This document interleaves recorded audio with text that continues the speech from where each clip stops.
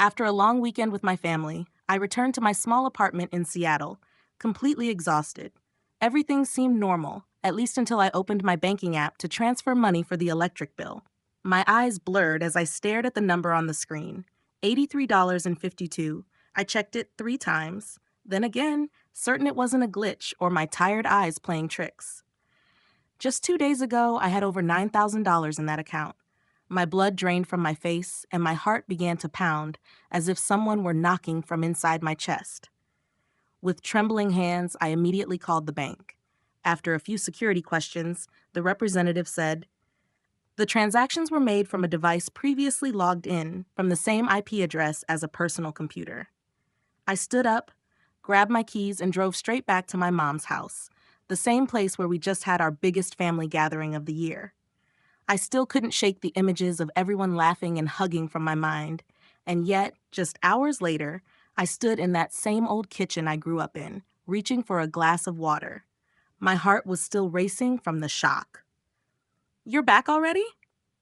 My sister Amanda's voice floated in from the living room, casual and carefree, as though nothing had happened. She sat on the couch with her legs crossed, holding a glass of red wine, not a hint of concern on her face. "I just checked my account." I tried to keep my voice steady, but the tightness in my throat betrayed me. Nathan, my brother-in-law, walked out of the kitchen holding a soda can. He leaned against the fridge, half amused, half dismissive. "Oh, that Nathan," he smirked. "We needed that money more than you did." It hit me like a slap across the face. I froze, stunned, unable to form a single word. Amanda chuckled softly, shrugging as if I were overreacting. "Don't be so dramatic," she said. "You've got a good job, no debt, no kids, you live alone." I turned to my mom, who was sitting in the corner knitting, her expression calm as ever. "Mom, did you know about this?" I asked. She sighed, not looking up, her voice gentle, as though I'd merely complained about the soup being too salty. "You're always so sensitive. You have more. What's wrong with helping a little?" I turned to my dad, who was glued to his phone. He mumbled without looking up. "Don't use harsh words. It's family business." I couldn't believe what I was hearing. "But how did you even get into my banking info?" I asked. Amanda shrugged. "I used Mom's computer and saw your account still logged in. If you didn't log out..." She said it like I was the one at fault, like what they did was perfectly justified. My hands clenched, nails digging into my palms. My heart was still racing. Nathan shrugged, as though this was all no big deal. "It's not like we bought luxury stuff, rent, groceries, just to survive. Otherwise, we'd be starving." I looked at them all. Not one apology, not one guilty look, not even a proper explanation. "What did I do to deserve this?" I whispered, but no one seemed to care. Amanda tossed her hair back, muttering, "You can earn it back. Don't be so dramatic." I slowly picked up my purse. No one stopped me. No one asked if I was okay. My mom only said, out of habit, "Don't forget Sunday dinner." I walked toward the door, heart pounding, feeling empty inside. But before I left, I paused at the doorway, hand on the knob, and looked back. "If you think I'm just going to let this go, wait and see what happens next." Amanda giggled. "Oh, please. You're being so theatrical." "Honestly, Alyssa, we needed that money more than you." "Don't be selfish." I didn't respond. The rain had started outside, and inside, another storm quietly began to build. I drove through the rain, gripping the steering wheel until my knuckles turned white. The traffic light ahead was red, but my mind was spinning with every cold word I just heard. We needed that money more than you. No remorse. No apology. It felt like a nightmare I couldn't wake up from. I didn't want to go home yet. I needed air, so I pulled into the parking lot near Green Lake Park, where I usually jog on Saturday mornings. I turned off the engine, sat in silence, and reopened the banking app. That number was still there, just as cold and shameless as Amanda's face. I couldn't say I was completely surprised by the situation, but I had hoped that at 27, when I got hired as a marketing manager at a major pharmaceutical company, things would start to be different. I was still adjusting to the job and the new life when Amanda called me. "Hey, my phone got cut off. Can you spot me some cash?" Without thinking twice, I transferred the money. They were family, right? That's what I told myself every time I gave. When Nathan lost his job for the third time in a row and needed a few hundred to get by until he found something, I didn't hesitate either.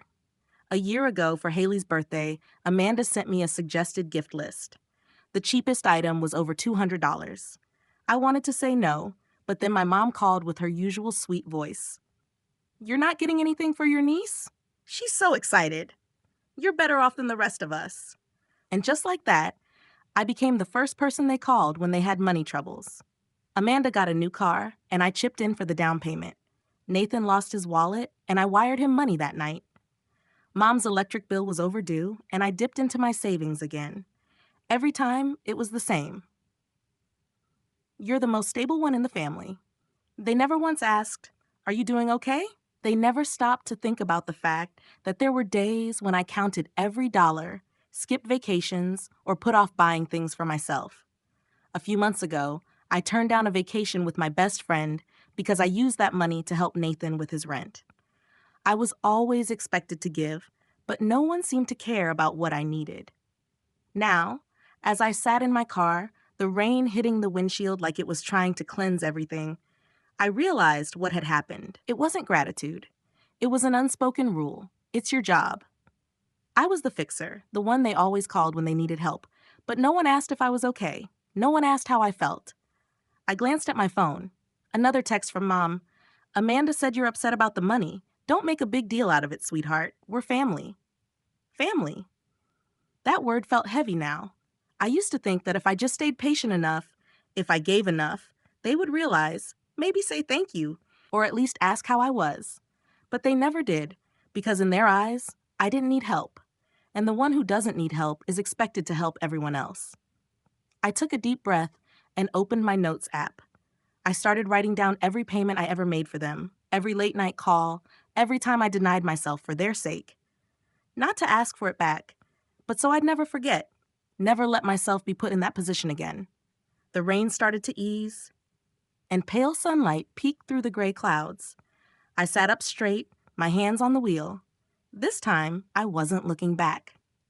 The next morning, after barely sleeping, I called the bank and requested a full transaction report for the past 10 days. The file was 17 pages long. I printed it out and marked every suspicious charge in red. One transaction stood out to me, nearly $2,800, made from an IP address that matched my mom's house. I had used her computer before, but never logged into my bank account and just left it open. I had only checked my email and calendar. Someone in that house had accessed it, remembered my info, and waited for the right moment.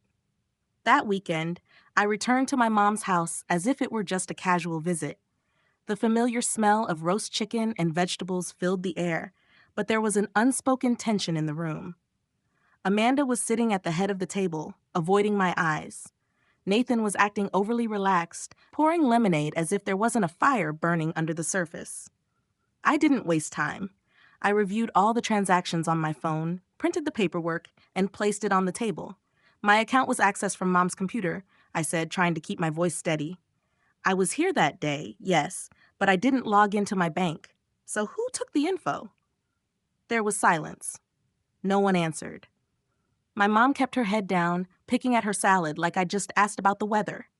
Dad sat quietly behind his open newspaper, avoiding eye contact.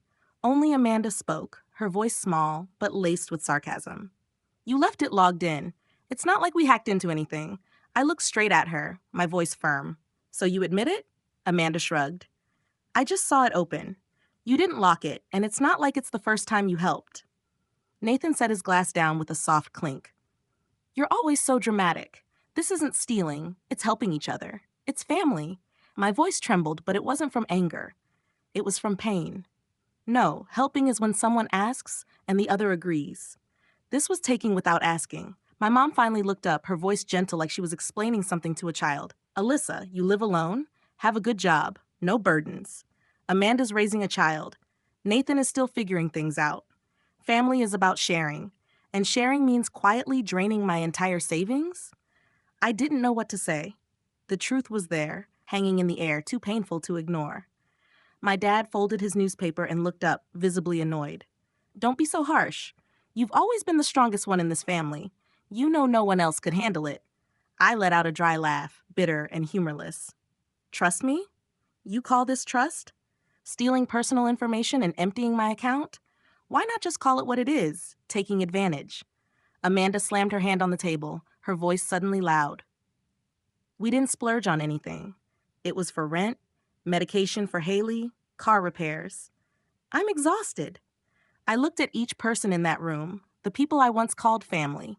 I was exhausted too. Exhausted from working 60 hours a week to pay off their debt, from canceling vacations just to keep Nathan from being evicted, from eating instant noodles for 3 weeks to help my mom pay the electric bill. I had been tired for a long time, but I never complained because I thought I was doing the right thing. But clearly, all I had done was enable everyone's selfishness. There was a long silence. The ticking of the kitchen clock was the only sound. I stood up, grabbed the folder with the printed documents from my purse, and turned to leave. Before I walked out of the room, I paused and looked at my mom. If this is how you treat the only person who never asked for a single cent, don't be surprised when I start taking back what I deserve. Nathan let out a mocking laugh. What are you going to do, Alyssa? Call the cops. I stared at him, my gaze steady. Just wait and see. I walked out of the house I once called home, for the first time without a trace of regret, only a rising sense of resolve in my chest. I had made my decision. There was no turning back. I got home just as dusk settled over Seattle. The air felt thicker than usual, heavy with the fury still brewing inside me. I sat at my desk, opened my laptop, and pulled out a file folder I had kept. Receipts, messages, transfers, email confirmations, even screenshots from years ago. Not because I was paranoid, but because I knew someday my quiet sacrifices would need proof. I began organizing everything. From the very first payment, $92.50 for Amanda's phone bill 3 years ago, to the biggest one, $3,200 wired to Nathan for an urgent issue. I had it all. Full bank statements, email confirmations. Over the next 3 nights, I built a spreadsheet categorizing each expense. I color-coded everything. Green for medical expenses, yellow for living expenses, and red for the ones that had no justification, like the $1,350 Nathan spent on a gaming console last Black Friday. I remembered that clearly because I had to skip a winter trip with coworkers just to make my insurance payment. On Monday morning, I went to the Financial Crimes Division downtown, bringing all the printed documents, a USB with the spreadsheet, and a completed complaint form. A young officer named Harper took my case. She flipped through each page, nodding as she read. We'll begin a preliminary investigation under financial fraud and unauthorized access to personal information. Do you have names of the individuals involved? I handed her the list. Amanda Walker, Nathan Walker, Donna Grant, and Paul Grant, my dad. I left the precinct under gray skies, but for the first time in a long while, there was a flicker of light inside me. It wasn't because I wanted them to be punished, but because I had finally stopped staying silent. 2 weeks later, on a Thursday afternoon, I was in a Zoom meeting when an unknown number called. I muted the call and stepped onto my balcony to answer. Miss Alyssa, this is Harper. We've completed the preliminary investigation. We have sufficient grounds to move forward. The investigative unit will visit the individuals' residences today. I froze. It wasn't satisfaction I felt, more like relief. After all these years, someone had finally seen what I had endured. I wasn't just invisible anymore. That night, as I prepared dinner, my phone rang nonstop. First my mom, then Amanda, then Nathan. I didn't pick up. Texts started pouring in. Call your mother now. What are you doing, Alyssa? Did you really call the police? I didn't respond to any of them. I just let the messages sit there. An hour later, I got a text from an old neighbor. There are 3 people in jackets labeled Financial Crimes Unit outside Donna's house. They asked about you too. The next day, I arrived at work early. As I stepped into the elevator, I caught a few curious stares from my coworkers. Then my manager approached me.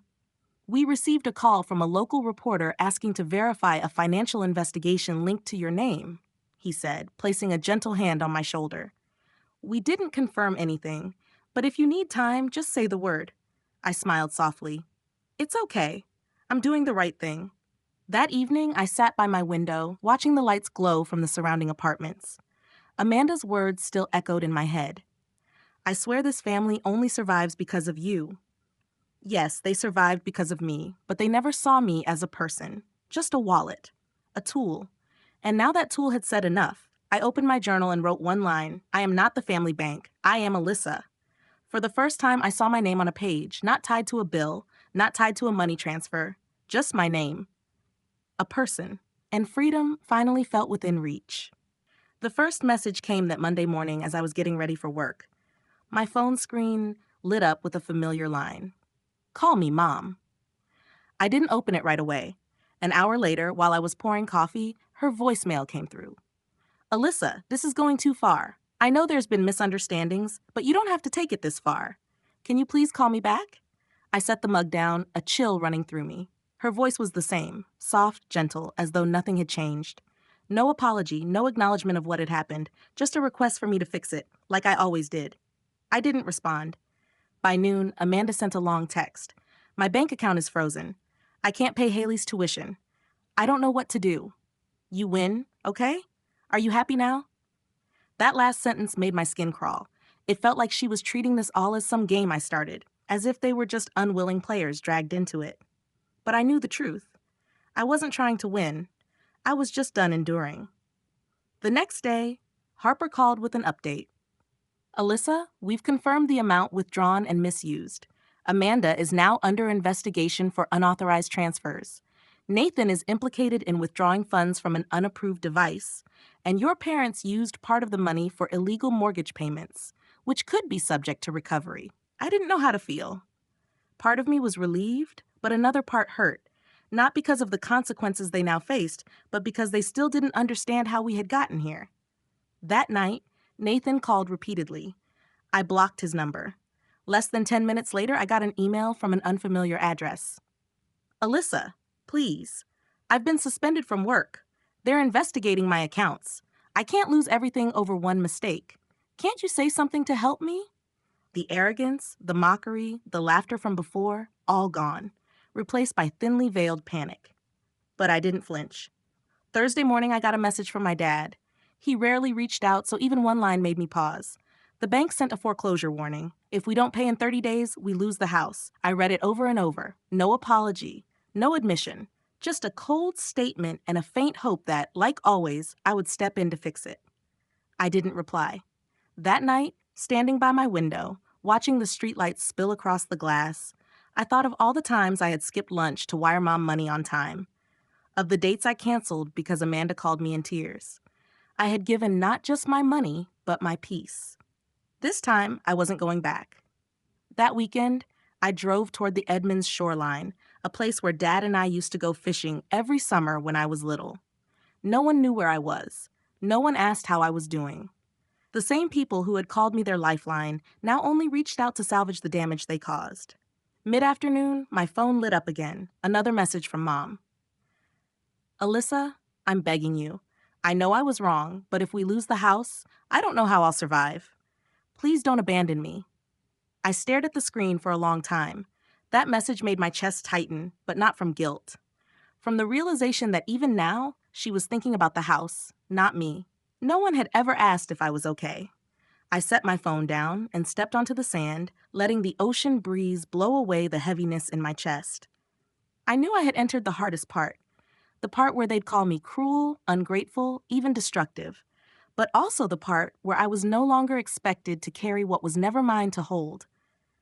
I looked out at the vast water, and for the first time in years, I wasn't thinking about bills, money requests, or late-night calls.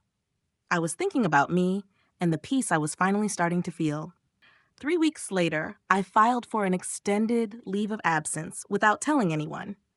I packed everything neatly into a rented car and left Seattle on a gloomy Wednesday morning, driving across the state as if shedding the old skin of a woman smothered by unreasonable expectations. I arrived in Boulder, Colorado, a small town I had passed through years ago on a work trip. Back then, I only had a few hours to wander around the downtown area, sip coffee in a cozy cafe with soft jazz and warm yellow lights. But the calm I felt that day stuck with me, and now it became the place I chose to begin again. I rented a small studio apartment overlooking the mountains, white walls, big windows catching the morning light. Within days, I bought a new desk, filled vases with fresh flowers, and for the first time in years, I didn't have to clear space for someone else's needs. I changed my number, told my company I'd be working remotely for an indefinite period. Strangely enough, once I stopped being drained by my family, my energy returned. I slept better, ate regularly, and when I sat at my desk, my mind felt clearer than ever. Just 2 weeks after settling in Boulder, my boss, Julian, called. Alyssa, I just reviewed your new strategy plan. It's brilliant. Have you considered taking over as regional coordinator for the entire West Coast? I paused for a moment. A year ago, if I had heard those words, I probably would have said no, because I still had to worry about Mom, about Amanda, about Nathan. But now, I looked out the window where sunlight was sparkling through the pine trees and answered firmly, I'm ready. Julian chuckled. I knew you'd be the first person to come to mind. Congratulations, Alyssa. When the call ended, I made myself a cup of tea, curled up in a knit blanket on the balcony, and let the breeze run gently through my hair. I had done it. I had pulled myself out of that cycle. The cycle where I was always the one giving, and no one ever asked, Are you okay? No more late-night messages. No more desperate calls like, It's just a loan, I'll pay you back by the end of the month. No more checking my bank account every morning in quiet panic. Now, every message I received was from people who truly cared. Coworkers, old friends, or a few new ones I'd met through yoga classes in Boulder. No one asked for money. They simply asked, How are you feeling today? Or want to grab dinner tonight? I hadn't just found freedom. I had found myself again. One afternoon, I went back to the coffee shop from years ago, sitting at the same table by the window. The shop owner still remembered me faintly. You've been here before, haven't you? Weren't you the one who asked about the jazz track I was playing that day? I laughed. That was me, and now I live here. He pointed outside the window. This place heals a lot of people. I nodded. There was nothing more that needed to be said. That night, I wrote in my journal, I spent my youth guarding a door for a family that never wanted to come in to see me, only to take what was inside. Now I've locked that door and I'm keeping the key for myself. This new life wasn't loud. There were no cheers, but it was quiet. And to me, that was the most luxurious thing I had ever owned. I didn't know what the future held. I didn't know if Amanda might call one day, her voice trembling. But I knew one thing. I wasn't going back. Not because I didn't love them, but because I'd learned to love myself first. One crisp fall morning, as I watered the plants on my balcony, my phone pinged with a new email. I didn't look right away, but a few minutes later, sipping my tea, I opened my inbox and paused at an unfamiliar name, Melanie Carter. It took me a few seconds to place her. Melanie was Amanda's cousin-in-law, someone I had only seen briefly at a couple of family gatherings. A quiet girl who always stayed in the background and never spoke up. I hadn't even known she had my email. The subject line read, Thank you, Alyssa. Curious, I opened it. You probably don't remember me well. I'm Melanie, Aunt Grace's daughter. Amanda once asked me to babysit Haley one summer, and you drove me home after Haley's birthday party. I stayed silent for years, thinking I didn't have the right to speak up. But after learning what you did, how you stood up, how you drew a line, I couldn't not send this message. I sat frozen, reading every word, each one a drop falling into the still pond inside me. I had been stuck in a similar cycle, thinking that I couldn't speak up because my family had always said I was luckier, that I had to give more. I worked 3 jobs at once and still had to send money home for my mom, for my brother. And when I tried to say no, they called me ungrateful and selfish. But after hearing what you did, how you chose yourself, it felt like someone lit a path I didn't know existed. You helped me realize that saying no isn't cruel. It's self-protection. It's preserving the most precious thing, yourself. I sat there quietly, hands wrapped around a now cold cup of tea, outside the wind rustling golden maple leaves and sending a few tumbling gently to the ground. But inside me, something had quietly begun to bloom. It wasn't pride. It wasn't vindication. It was the feeling of being seen, of being understood. Melanie wasn't the first person to say something like this. A few weeks earlier, an old college friend had texted me after reading a few lines I shared on my personal blog. I used to think you were just really strong, like you didn't need anyone. But now I get it. You were so strong that everyone assumed you'd be fine no matter what.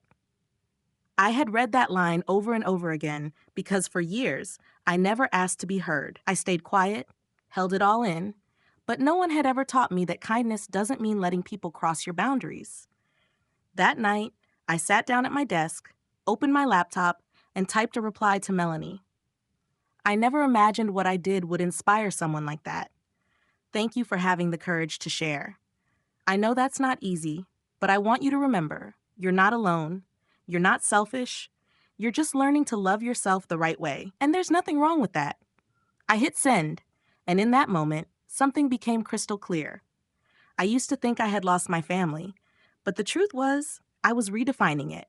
From people who love without conditions, who give without expectation, and who respect others as full human beings. The next morning, when I pulled back the curtains, sunlight poured into the room like a gentle blessing.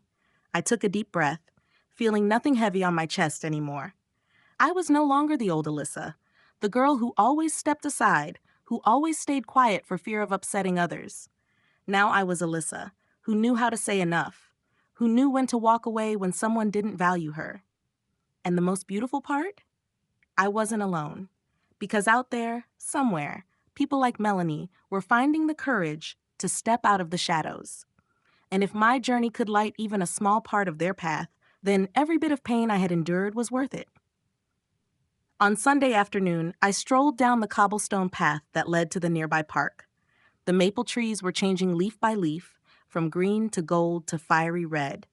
A little girl rode her bike, her hair flying in the wind, while her mother ran behind her, laughing and calling, "Slow down, sweetheart."